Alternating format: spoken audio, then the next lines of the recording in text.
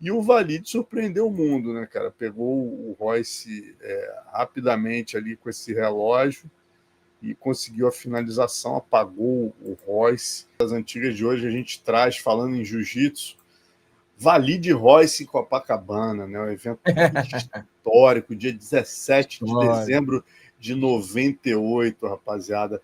7.000 pessoas estiveram na arena. Tá aí, ó, essa conferência de imprensa, o evento organizado pelo secretário de Esportes Zé Moraes, né? Um cara que, pô, nunca pode ser esquecido, um dos maiores apoiadores do jiu-jitsu no Brasil, do MMA, né? Patrocinava todo mundo. Tá aí, ó. Na época, o jiu-jitsu totalmente ligado à violência, os pit boys, e ele teve a sacada de fazer uma campanha em todos os atletas antes da luta, além do Valide e o Royce, a luta principal sem tempo e sem ponto, a gente teve 12 clássicos, né, desde a faixa azul à preta, e todos entravam com a camisa Jiu-Jitsu não é violência, essa camisa aí que o Léo botou pra gente, né, todos entravam fazendo essa reverência ao público com essa camisa. Parece hoje em dia besteira, mas foi muito importante na época. Ó, a arena lotada, galera. A arena na praia de Copacabana absolutamente lotada, né? O Royce já, porra, era o grande ídolo do UFC, como é até hoje. E ninguém entendeu na época por que o Royce veio lutar jiu-jitsu e tal. A grande verdade é que o Rorion, né, ele estava lançando uma marca nova, e aí ele percebeu que seria uma boa maneira de lançar a marca dele. Seria o Royce fazendo uma luta. Inicialmente seria o Zé Mário, que era o primeiro da lista que tinha finalizado o Royler, depois o Murilo, depois o Amauri, né? O último da lista era o Valide, mas aí teve uma reunião polêmica lá que o pessoal... essa reunião da polêmica até hoje, galera, foi o início do racha da Carson antes do BTT, né? O Valide, cada um tem sua versão, mas resumidamente, o Valide diz que ele aceitou, os colegas colocaram, não queriam aceitar não, nada. eram regras. Eram regras. A discussão foi em cima de regras. Mas tinha um combinado ali sobre a regra que ia ser lutada e quem ia lutar. O Valide foi lá, aceitou, enfim. Aí são polêmicas. São polêmicas que acabaram levando... Mas... E você estava no meio do furacão lá, né, Carlão? Você morava em São Paulo na época. Eu era cabo. Cabo não fala muito. E aí o Valide, meu amigo, saiu do fim da fila, passou à frente, ganhou a vaga, né, aceitou, e todo mundo tinha certeza inicial, o Valide e tal, mas, cara, o Royce não competia jiu-jitsu há muito tempo, né? Então, o que aconteceu? E teve um outro problema. Houve um problema, se no Carson houve esse problema político, né? Os colegas ficaram chateados, o Murilo, o Zé Mário, o Amauri ficaram revoltados com o Valide, não o ajudaram a treinar. Quem treinou o Valide foi mais o Bebel Duarte, o Carlão ajudou o Valide, o Carlos Santos ajudou muito. Carlão Santos, né? Que a galera brincava de Carlide, né? Que era o apelido dele. Ajudou muito o Valide, mas... Tem outros também, o Sérgio Cohen também ajudou. Sérgio Cohen. Mas do lado do Royce, ele também teve problemas, porque o Royler queria lutar para lançar a marca Gracie Brothers e o Rorion avisou o Zé Moraes, não pode ter dois Gracie lançando marca, ou luta o Royler ou luta o Royce. Aí o Zé Moraes não deixou o Royler lutar, e o Royler, né, em resposta, não ajudou o irmão a treinar. E acabou que o Royce foi para Teresópolis, treinou com o pai ali, treinou com alguns alunos do Bita, se eu não me engano, lá, faixas roxas, mas não teve a ajuda do maior competidor da família na época, o gênio Royler Gracie, né? E aí, quer dizer, entraram os dois em igualdade de condições ali, sem os melhores treinos, e o Valide surpreendeu o mundo, né, cara? Pegou o Royce rapidamente ali com esse relógio, e conseguiu a finalização, apagou o Royce, né? E aí o Carlão, essa foto é clássica, Libório, Carlão e Carson ali. Quem é o outro que está atrás do Libório, Carlão? Caramba, esqueci o nome dele, meu Deus do céu. Esqueci, é Rodrigo, cara. Não, não é Rodrigo, não. Não pode ser, cara. Esqueci. Perdão. Se ele estiver vendo a gente, me perdoa. Mas aí o Carson, vocês dando todo o reconhecimento, né? E o Valide, rei do marketing como é. É que foi complicado pro Carson essa luta, entendeu? Foi Luta muito, muito né? complicada pro Carson. O Carson sentiu o golpe, assim, mesmo sabendo que era jiu-jitsu. Ele tava uma fase já do Vale Tudo acontecendo também. E aí o Carson ficou. Não que ele não tenha ficado feliz com a vitória, mas ele ficou constrangido até de torcer, de comemorar. A gente sentiu ele, pô, em respeito, entendeu? Família dele. Lógico. O Hélio Família Gracie dele. estava lá, foi homenageado esse dia. O Hélio e o Paquetá. Paquetá É, também foi homenageado, olha aí. competição, obviamente, olha aí a homenagem. Competição, obviamente, o Cássio está acostumado a botar os atletas para lutar contra qualquer um, mas já tinha uma época do Vale Tudo rolando, o Royce já era o Royce, né? E as coisas já tinham se apaziguado um pouco ali também em relação à família, o Cássio estava mais tranquilo. Então, ele, obviamente, que ele treinou o Valide para ser o campeão, para vencer, como ele sempre treinava os seus atletas. O Cássio treinava você para vencer. Ele não treinava você para competir. O Carson preparava você para vencer. Ele era um treinador que focava sempre no resultado, como deve ser em alta performance. Mas a gente sentiu naquele momento que ele ficou ali meio assim, Royce desmaiado, entendeu? Aí a gente viu no olhinho Ele dele ali. deu a declaração dele, Carson, o Carlão. Inclusive no microfone, ele falou para mim depois, mas no microfone, ele pega o microfone e fala: tá tudo em casa, né? O Valide, o Royce é meu primo, o Valide é meu aluno, é tudo Grace no final. Ele deu essa Isso. declaração. Para dar Ele uma apaziguada. apaziguou. Já o Valide aproveitou, né, cara? Valide, como bom marqueteiro, aproveitou e mandou só falta o Rickson. Mas a bola quicou. Mas a bola quicou alto, né, quicou. Cara? Quicou alto. Na época, a gente achou ele poderoso. Mas você olhando um olhar mais marketing, mais global, genial, ele foi genial. A bola quicou, ele cortou. Foi genial. Tanto que ele ganhou a capa de todas as revistas aqui, a Tatame, obviamente, a Hora de Valide. A Grace, cara, a Grace não dá a capa pro Valide de jeito nenhum. Ó. Eu quero é mais, grita Valide. Porra, a gente tem essa revista japonesa que eu trabalhava, essa foto até do meu colega Alexandre Vidal, que trabalhava com a gente na época. Vidal fez essa foto que é assustadora, né? O Royce roxo. E aí os japoneses, eu nem sabia qual seria a capa, né? Eu mandava as matérias. Daqui a pouco, quando chegou aqui, eu tomei até um susto. Falei, e aí, Vidal, porra, os caras botaram tua foto na capa, cara. Aí o Vidal, porra, caraca, que isso? A gente nunca imaginava. Quer dizer, foi uma coisa tão impressionante a matéria de 8 páginas que terminava com uma entrevista de 4 páginas do Horion, do Royce, explicando a derrota, que para o Japão foi um impacto. Na verdade, foi um impacto mundial. Pro mundo. Né, é o Royce, né, irmão? Campeão do UFC, lenda viva do esporte, cara que abriu as portas do mercado internacional para todo mundo, do jiu-jitsu. Então, para a galera que não vivia o jiu-jitsu, sabia que ele não estava competindo muito, há muito tempo ele não competia, pensou, cara, vai ser uma luta difícil, porque para ele. Mas que a galera do jiu-jitsu competia muito, que estava sempre no jogo, entendia que o Valide era um competidor nato, era um cara que sabia ganhar campeonatos, sabia que o Valide era o favorito.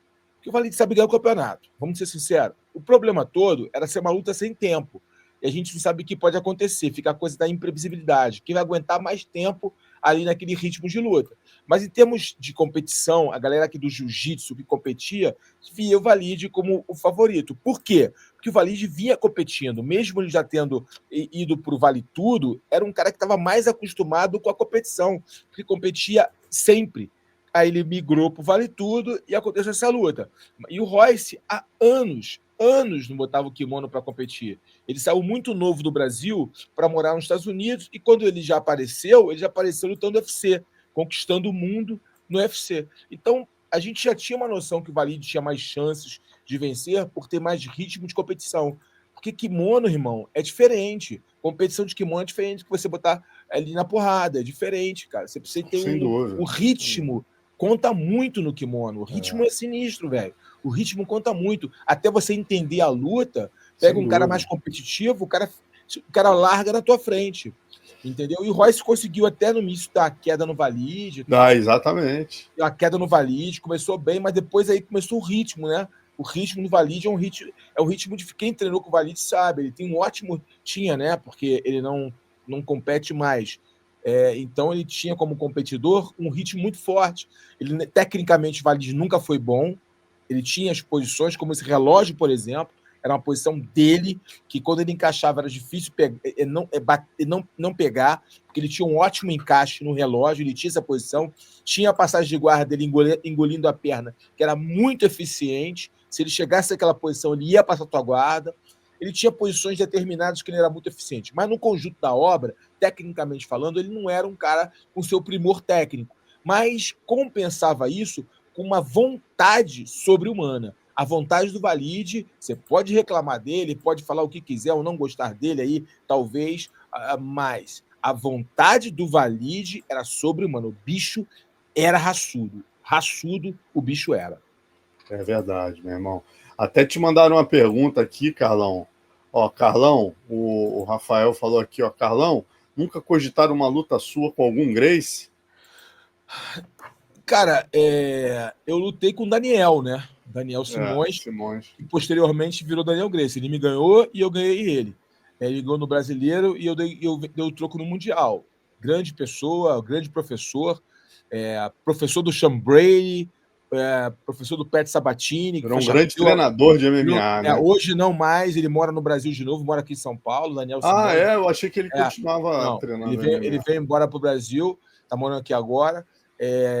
Dando aula aqui em São Paulo, mas ele formou o Sean Brady, formou o Pat Sabatini, formou um outro cara do UFC também, que eu não estou me recordando agora. E lutou no Japão, no Pride, inclusive, o Daniel, e ele é conhecido internacionalmente como Daniel Gracie. Daniel Gracie, sem dúvida. Mas Gracie é porque eu sou peso pesado, então nunca não tinha um Gracie grande, entendeu? E outra coisa, cara, se rolasse no campeonato de ter um Gracie, lutar com Gracie, ok, mas, cara, a gente sempre. Para que voltar com Gracie? Tipo assim, sempre um respeito muito grande à família Gracie e tudo que ele nos proporcionou. Então, não. Mas o Daniel eu lutei, Daniel Simões, que depois virou Daniel Gracie. Então, de certa forma, eu lutei com Gracie. Grande Daniel, ótimo professor, gente boa demais.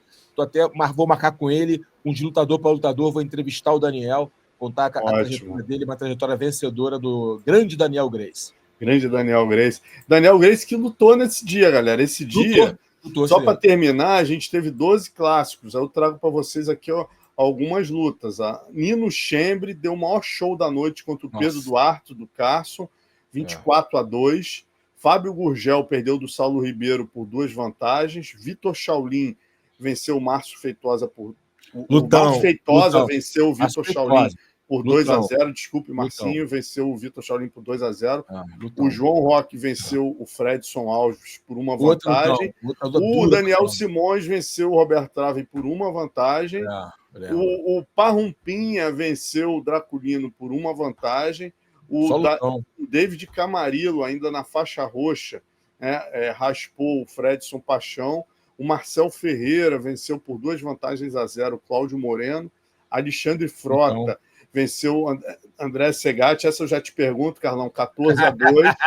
Renato Miragaia venceu o Daniel Cristóvão por 13-6. Pedro Brandão venceu por 6-3 em vantagem do Daniel Moraes, que viria a ser campeão na preta, aqui ainda os dois de faixa azul. E na melhor luta da noite, a Leca Vieira venceu a Daniela Paiva foi 6-6 no pontos e 5-3 na vantagem para a Leca Vieira, um lutaço. E eu pergunto, Carlão, muita gente pode não entender. Daniela Paiva, esposa do Alexandre Paiva. E a Leca Vieira foi a pioneiríssima, né? Muito antes. Primeira grande campeã. Primeira grande campeã do jiu-jitsu feminino foi ela. Agora, falando do Alexandre Frota, aqui. Aí tem aqui Marcel Ferreira Carson contra Cláudio Moreno Aliança. O único que está aqui, o Alexandre Frota, Record, contra André Segatti, Rede Globo, 14-2. Alexandre Frota, treinado pelo Carlão. Conta pra gente essa história, Carlão. É verdade. É verdade. Surgiu o convite, eu estava morando em São Paulo, e aí o Alexandre pediu, vamos treinar. Eu treinei com ele, fui treinando com ele para ele poder pegar o ritmo. Não treinava há muito tempo. A gente treinou, e aí o André Segatti também era um garoto disposto, mas também era cru no jiu-jitsu ainda, o tempo de estrada dele era pequeno, só estava mais em ritmo do que o Alexandre, porque o Alexandre estava parado, e o André Segatti tinha entrado no jiu-jitsu nesse tempo, e aí surgiu a oportunidade, o André tinha um programa, o Alexandre tinha um programa na Record, né, um programa tipo um Luciano Huck da Record, assim, tipo, era Galera, se não me engano, Ação, algo assim, o programa dele. E o André Segatti era galanzão, né? Era galanzão de malhação, sei lá, essas E ele novelas. começou botando 2-0 o André Segatti. Derrubou. Mas depois, aí a gente baixou o falou... carro, 14-2. Olhei pra ele assim, ô, bichão, vai me avergonhar não, meu irmão. Te treinei aí, bicho. Pô, acelera o processo. Aí ele foi e amassou. Mas foi legal porque promoveu bastante e trouxe um público diferente, tá? Chamou galera que nem conhecia ninguém aí, que foi para ver os caras, porque os caras tinham ali o público feminino e tal. Então os caras trouxeram. Foi uma jogada bem inteligente do José Moraes, né, cara? Como sempre, Zé Moraes realmente. E até teve uma participação curiosa nesse evento. Eu conto essa história inteira lá no baú do PVT, galera. Quem quiser ver, tem todos os detalhes, tem mais de 30 fotos. O Saddam começaram a vaiar os dois, né? Aí o Saddam teve muita presença de espírito, pegou o microfone e falou: galera, olha só, pô, hoje em dia o jiu-jitsu é ligado à violência. Esses dois atores tiveram, porra, a coragem de vir aqui defender a nossa arte, entendeu? Pô, vamos respeitar os caras, pô, não tem nada a ganhar com isso, eles estão aqui defendendo o jiu-jitsu, então vamos respeitar. E a galera começou a aplaudir o Frota e o Segatti, que, porra, nego na época, né, cara, gritando viado, gritando isso, gritando aquilo, porra. Aí ele, Carlão, o que tá fazendo no corner dele, Carlão? Sai daí, Carlão!